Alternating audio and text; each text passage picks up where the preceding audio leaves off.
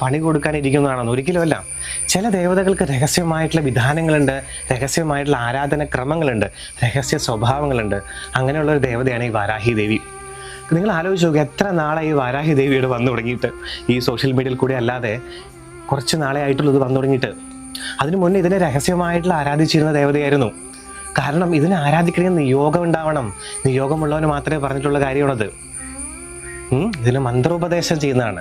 അതായത് നിങ്ങൾക്ക് പ്രാർത്ഥിക്കുന്നതാണ്, നാമം ജപിക്കുന്നത് കുഴപ്പമില്ല. നാമം ജപിക്കുന്നതും പ്രാർത്ഥിക്കുന്നതും ഉപാസനയായിട്ടെടുക്കുന്ന രണ്ടാണ്, മനസ്സിലാക്കുക.